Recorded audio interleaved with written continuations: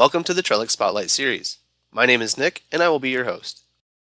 Today's session will focus on XDR and accelerating your detection and response with Helix Connect and AWS. This webinar will be recorded. If you prefer not to participate in the recorded session, please feel free to disconnect at this time. A link to today's recorded presentation will be emailed to all registered attendees. This webinar is a brief overview covering common use cases and scenarios regarding this topic. It is not intended to be all-encompassing.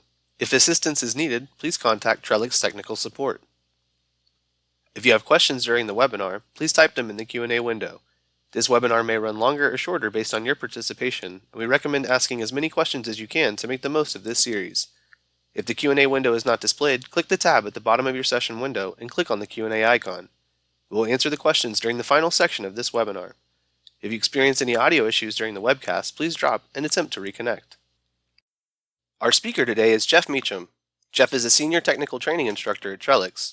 He's a seasoned professional specializing in XDR, endpoint investigations, alert analysis, and cyber threat hunting. With over 13 years of experience in the field, Jeff has played a vital role in developing global curricula and lab materials for leading organizations. Jeff's knowledge and insights have been recognized in the industry, as he's been invited to speak at notable events such as the Cybersecurity Defense Summit in 2021 and 2022's Expand Partner Summit. Ladies and gentlemen, Jeff. Hey, thank you for that introduction, Nick. All right, to kick things off, let's talk about how you can accelerate your detection and response with Trellix and AWS. So, we're leveraging a lot of AWS technology, and we've built a strong partnership with them. In fact, we have currently over 13 integrations with Amazon services. However, the one that I want to talk to you guys about today, the one I really want to highlight, is their AI, which we're using to conduct investigations and make the lives of your analysts that much easier. So let's go ahead and take a look at it.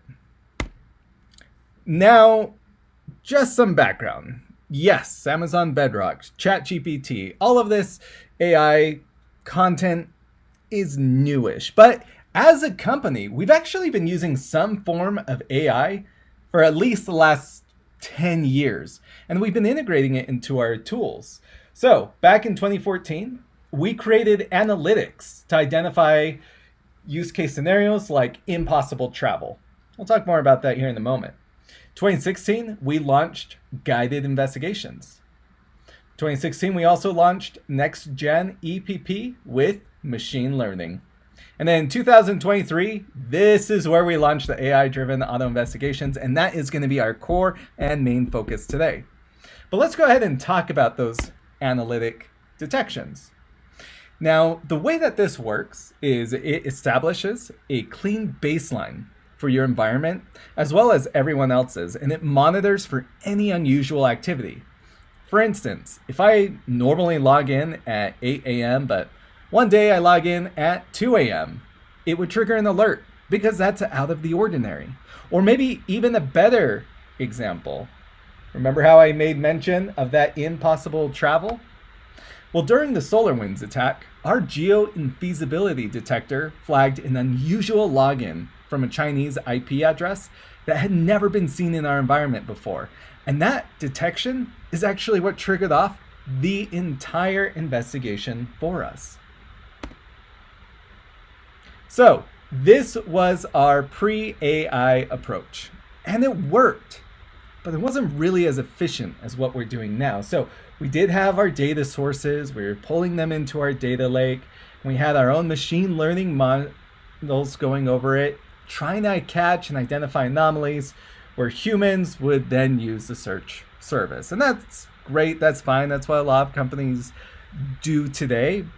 But I would ask, is this the most efficient way that we can respond to our alerts? It was effective, yes, but it is hard to scale. So again, what worked was taking in the data from our different sources, analyzing and matching. And because we use Elasticsearch on the back end, searching through obscene amounts of data very quickly was actually pretty easy for us. But what doesn't work is that we don't have time to investigate all the findings. In fact, detecting anomalies, it's not enough. So for our cyber threat hunters out there, you know that when we're doing searches, we're not necessarily looking at alerts. We're looking at what's weird, so that way we can turn it into an alert. But as you guys know, the landscape is rough. We simply don't have enough time to find out, okay, what's weird besides our alerts. That's why we need Gen AI. And Gen AI can ask questions and answer them as well. And that's the key phrase right there. That's what I want to point out. It asks questions and it answers them. Now, the goal of Gen AI is not to replace the analyst, but to make their job easier and have a companion. So again, similar slide, we have our data lake, machine learning models, anomalies, but instead of having the human having to create searches or sift through 60, 80 different events or logs, Amazon Bedrock is now asking questions about this anomaly. It's saying, okay, well, what else happened? Who else was involved? Is this the first time it happened? How often does this happen? In fact, we're going to take a look at a mini case study here in just a moment. So what is the secret sauce? In order to get this to work, we need the initial findings to investigate. And we also need to provide it that sub-second data retrieval times for all the answers. So again, just one of the many reasons why we use Elasticsearch on the back end. And of course, the pre-built investigations. So AI knows what are the right questions to ask so they can hit their conclusion. So out of 1 million events or logs, that will hit our analytics, rules, and intelligence engines, which might give us 1,000 anomalies to look at, 1,000 slightly weird things, not necessarily enough to cause an alert, but still pretty odd that's happening in our environment. And then Trellix Wise comes in. This is our AI, and it drops us down to just 10 alerts. Let's go ahead and take a look at an example. So typically a very quick, easy win that an account is compromised is that there is a password reset followed by a new login from a different country. That makes sense. That would trip off all my bells and whistles. But in the real world, that might just happen depending on your guys' organization. I'm going to Germany in a couple weeks. I might forget my password. That would lead us to a false positive. So what we want to do is grab the contextual evidence all around it. Our AI is going to take an investigation a step further by asking questions such as, okay, whoa. Were there any other alerts that fired off during this time? Is there any alert correlation? Is it possible that Jeff is traveling? Now, to answer all of these questions and perform this research, it could take about 13 minutes of work. But our AI performs all of this under 45 seconds, which looks very similar to this. Now, what's shown here is our investigative tips. That is what is very useful about AI. So not only is it coming up with some kind of identification that this anomaly is scary, but it's also asking questions that a normal human being would ask themselves. And it's turning around and it's answering those questions for us and providing evidence with the exact search it used. So, for example, in this case, it says, what other CloudTrail actions are there for this role? I didn't think to ask that question. That's very interesting. I click, it already came up with the answer for me. If I wanted to pivot, see how it came to that conclusion, I could hit here, and then I could modify the search to meet my needs. So with those questions, it always asks what happened before this. So for example, let's say we get a phishing email. It's just one. So, I might just assign it to the normal alert queue. However, what if we also saw an abnormal login? Unusual, but not inherently malicious. Is it surprising that Jeff logged in over the weekend? Yeah, typically, Jeff doesn't like working on the weekend. But I'm not sure that this is still the most dangerous alert that we need to focus on. However, now it sees that there has been a service account created. So a phishing email, plus an abnormal login, plus a service account that has been created equals this needs to be escalated. So I promised you guys a chance to see a real world example of this. So far, we've talked about how the sausage has been made. Let's take a look at the actual sausage. So right here, we have an alert of a PowerShell downloaded file. However, is that malicious? I mean, oftentimes our IT staff will use PowerShell for configuration purposes. So this actually might be normal. So over the next few slides, let's see what AI can answer and see if it can identify the who, the what, the where, and the why. So these are the notes that have been copied and pasted from AI. Again, I'll do a demo of this here shortly, but just for slide demonstration purposes, let's read on. Here it says, David is the director of sales in the sales department. His role doesn't typically involve running PowerShell scripts. Okay, yeah, that's weird. That's kind of interesting, huh? Now it's saying, hey, it's a PowerShell script command that downloads and executes a script from a GitHub repository, which is highly suspicious. Now, let's take a moment to think about that.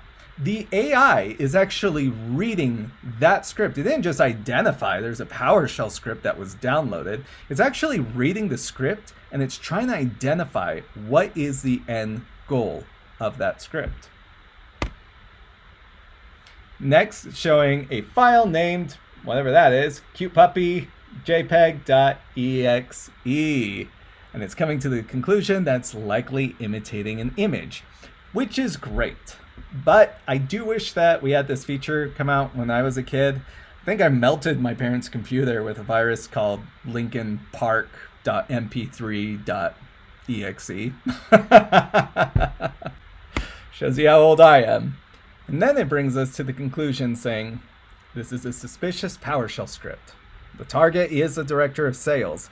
Given everything I've seen, this alert should actually be escalated to critical.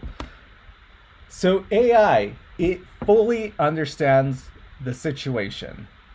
One side note that I want to point out that's really cool is it can actually decode base 64 strings and others. So going back to that PowerShell example, it's not that it just saw it was PowerShell. It's able to decode that base 64 string. So in this case, we can see that it's saying, hey, this contains metadata about the system, including the OS, IP address, and Nessus plugin information. This is going beyond what a normal human can do. Now, one important thing I want to point out is that Trellix Wise does not use your customer data to train our models or share data with third parties. We've already trained the AI for you. It's good, it's great, it's done. Maybe it'll have more features in the future, I am sure. But we don't take your data and do anything with it. AI is just smart enough to look at the data you've given it and draw conclusions from there. Again, everybody gets their own, what we call vanilla baseline. Everybody's baseline is going to be different. And the AI is going to learn off your guys' baseline, not share that data with anybody else, and then start drawing its conclusions. So now finally, there is enough help to get the work done.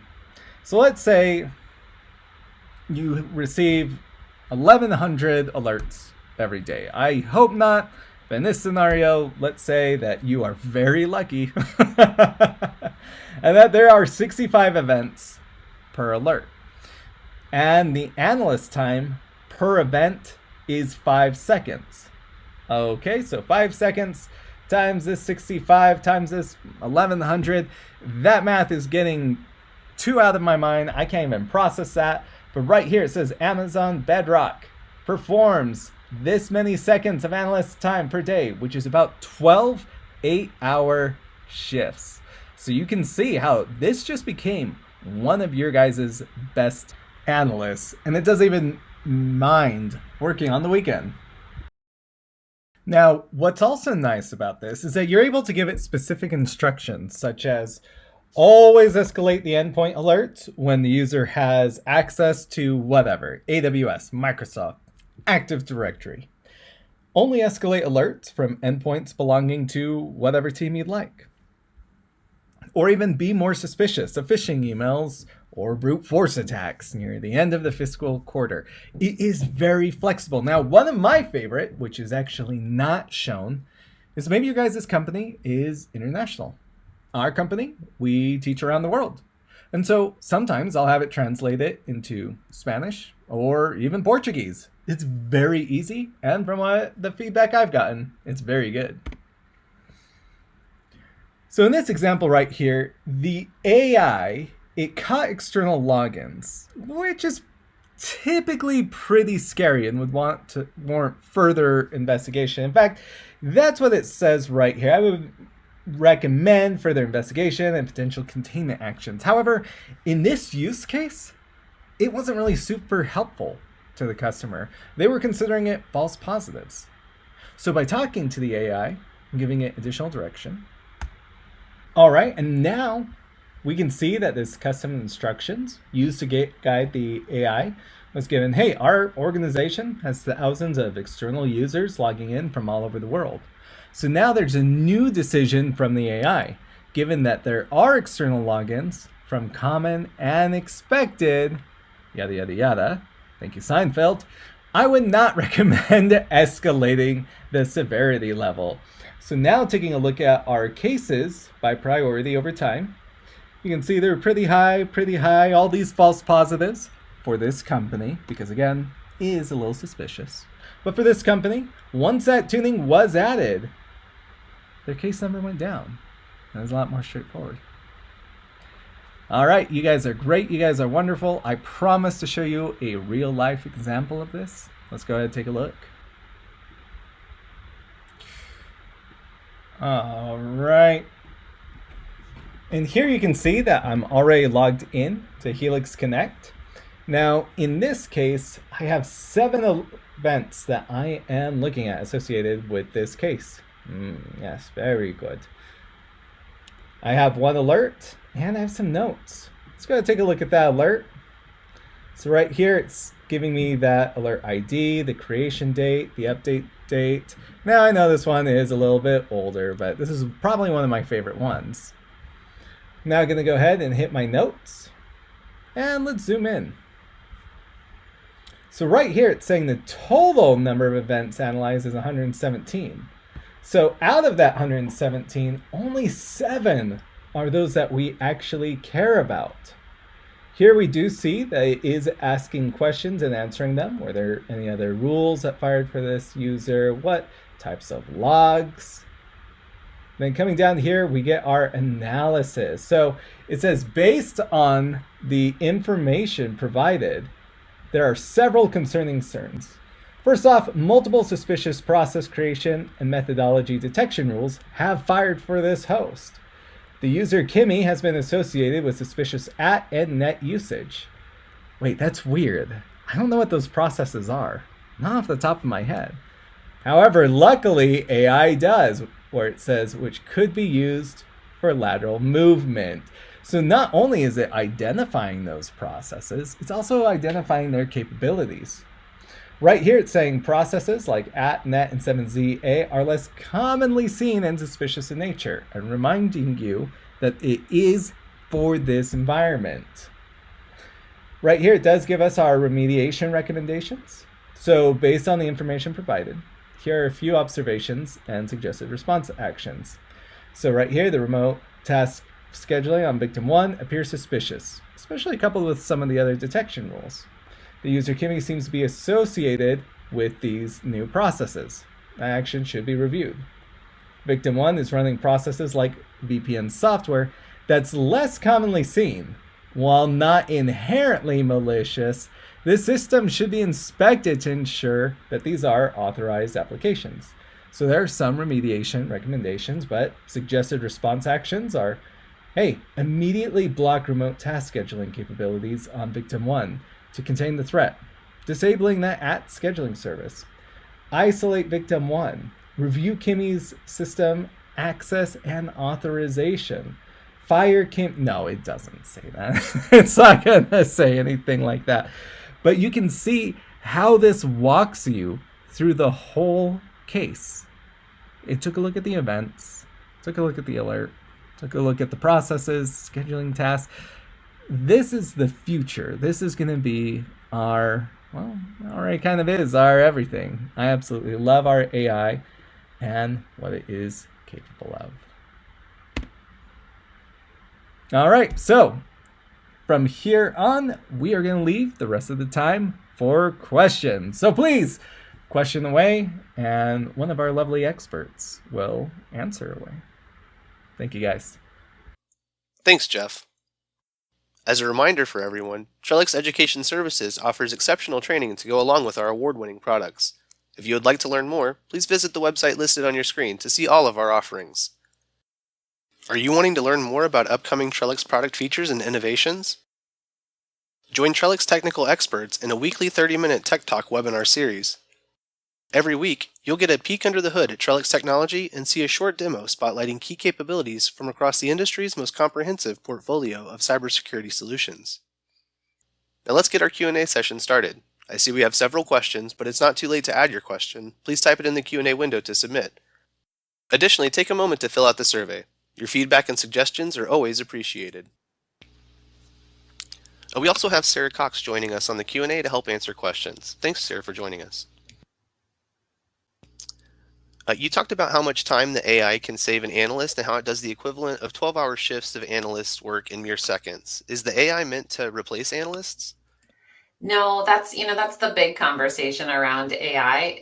But what AI is going to help us do is streamline all of the manual, laborious tasks and free us for the things that are most interesting to dive into and need that human critical thinking brain. So the AI can tune and help us identify patterns and anomalies faster, but it's always going to assist the analyst, not replace them. Got it. Okay, perfect. Thank you for that one. Is customer data used to provide the AI with its investigative capabilities?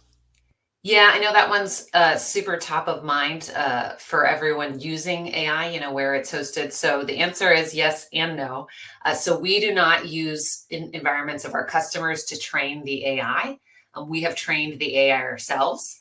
And then the AI is learning, once it's deployed, the AI in your environment is learning based on your baselines. And that knowledge is only having an effect within your own environment. Got it. Okay, perfect. Thank you for that one as well. Did you create the AI yourselves? No, just calling back to the slides that Jeff started with at the very beginning of the presentation, we have built our AI off of Amazon Bedrock and then have trained that based on the investigation capability. So we are leveraging the expertise and quality of the Amazon Bedrock service. Got it. Okay, perfect. Thank you for that one as well. It looks like that's all the questions that we had for today's session. I want to thank everyone for joining today's webinar, and a big thank you to our speakers, Jeff and Sarah. As a reminder, a link to today's recorded presentation will be emailed to all registered attendees. This concludes today's webinar. Stay safe, everyone.